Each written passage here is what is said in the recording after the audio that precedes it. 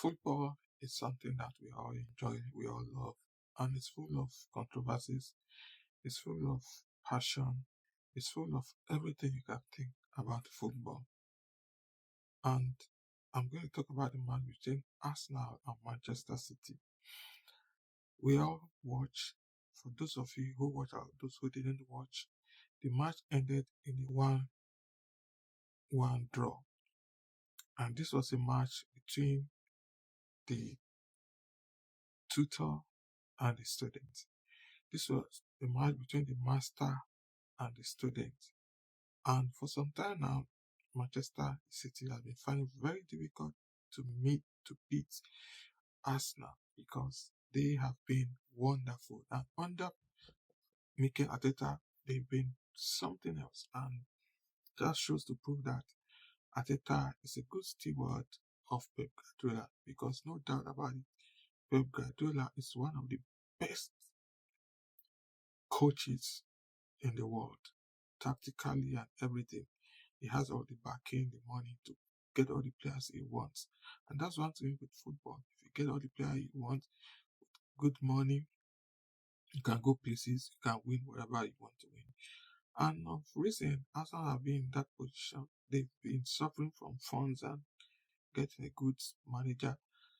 But finally, here they are. They have all the cash and the backing and everything, and the coach also. And they have been on an upward trajectory, and they've been playing wonderfully well. But in this year's fixture between Arsenal and Manchester City, we all know Arsenal are currently trailing Liverpool. And at the same time, Arsenal have been coming second for some time, and everybody felt that there should be a change, and that change was getting a striker. Those are one of the things that they need. They got a striker, but one thing happened on Sunday against Manchester City, which made a lot of people really, really, really mad. Because why would you buy a player like Eze for over 60 million and keep him on the bench and use a midfield of Merino, Rice, and Zubimendi? That was a defensive strategy, because more or less it's like Mikel Arteta was afraid to lose that match. It was than even winning it. And in some places I read somewhere, a very funny one, but it's true, that Mikel Arteta defended with 10 players, while Pep Guardiola defended with 11 players. And funny enough, apart from the goal, we didn't even see any special thing that Manchester City made. They defended till death. And finally, out of nowhere, guy we have all been vilifying, Martinelli, is called the equalizer. And that was, right now, we don't even know, should we call that a drop point or a point gain?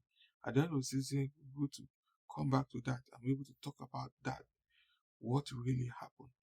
So looking at that match, to me, Mikel Arteta he should explore, and he should go all out and with, because just like the game of Liverpool and Arsenal, Liverpool was there for the taking, but he used the wrong midfield.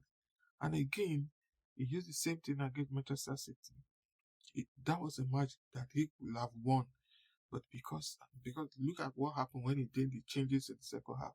Everything changed. I don't know why he is so reserved in going for a win. Take the risk, because life is all about risk. And I don't know why he did that. And at the end of the day, he appears arrogant that nobody asked him about that midfield during the Athletic Bilbao match. You can never compare an Champions League match with the Premier League match. They are two different strategies. You have the strength in depth in the team, and I don't know why Eze should be on bench instead of you using him. Noni was substituted, well, injured, so they say, but the guy that came in, Saka, he didn't do too much than Noni. So let's accept that Noni was injured. And in the case of Saliba, he shouldn't have brought Saliba that early. Mascara was doing a good job, but to me, for that goal, that Haaland scored, it was a defensive error. And obviously, Saliba wasn't fit enough. And I don't know why he used him. And this season is the last for Mikel Arteta, because if you keep doing the same thing all the time, then something is wrong somewhere. There still need to be a change. There still need a change in strategy. Another thing I think that team needs is that they need to get a creative midfielder, because there was no creativity in that match, especially in the first half, because of what he used. You have some get some more creative players, and for crying out loud, league is a long-term thing, and you need to juggle everything up. I'm looking at again at the team for some time now. They've been getting some sort of injuries. I don't know what the problem is at this stage of the season. Getting injuries and injuries, definitely something is wrong somewhere, and things need to change. But all the same, it was a good match. We all enjoyed it. The supporters will not love it, but for the for the neutrals, it was a lovely match. It ended 1-1, and still 5 games, and that 3 more games to go. So we can't judge per se with what we have seen, but over time, that's when we begin to judge, because somebody like Manchester United, who is down there, might come out of nowhere and they and get all the points that they deserve, all the points that they need. So all the same, that's the Premier League for you. It's always lots of drama, always interesting. And if you love my video, thank you for listening. Please don't forget to subscribe, like, share. It goes a long way in helping us. Until next time, see you on the next one.